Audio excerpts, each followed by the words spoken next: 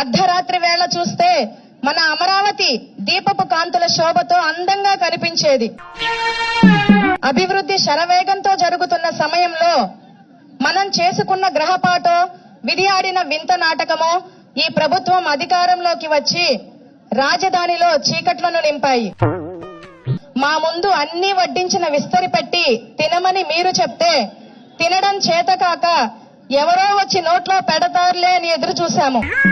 వారు వచ్చి మీ నోట్లో పెట్టరు, మీ విస్తర్ని లాక్కెళ్తారు అని మీరు వంగి వంగి నమస్కారాలు పెట్టి చెప్పినా మేము పెడచెవిన పెట్టాము. మీరెలా మా కోసం వంగి నమస్కరిస్తున్నప్పుడే సగం చచ్చిపోయామయ్యా. భూముల్ని అప్పచెప్పేటప్పుడు ప్రాణం పోయిందయ్యా మా అందరికి. చంద్రన్న చంద్రన్న నువ్వు చెమ్మగిల్లనీయవు ఏ కళ్ళైనా అని విన్నప్పుడల్లా మా రోమాలు నిక్కు ఊడ్చుకునేవి.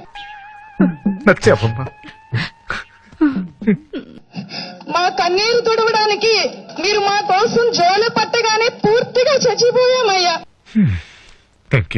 అసెంబ్లీ మెట్ల మీద మిమ్మల్ని చూస్తే మా తండ్రికి ఇంతటి దుస్థితి తీసుకువచ్చింది మేమే కదా అని సిగ్గుతో తల దించుకున్నామయ్యా. భూమిలో 25% భాగాన్ని ఫ్లాట్లుగా తీసుకొని 75% భాగాన్ని మన రాష్ట్ర అభివృద్ధి కోసం ఇచ్చాము కాబట్టి మేము చేసింది త్యాగమే అని బల్ల గుద్ది చెప్తున్నాము. ఈ వయసులో మా కోసం పడకూడని కష్టం పడుతున్న మహానుభావులు, ఆంధ్ర రాష్ట్ర ప్రజల కోసం మీరు చేస్తున్న శ్రమకు ఏమిచ్చి రుణం తీర్చుకోగలం? అందుకే మీరు అవకాశం ఇస్తే మా కన్నీటితో మీ కాళ్లను కడగాలని ఉంది.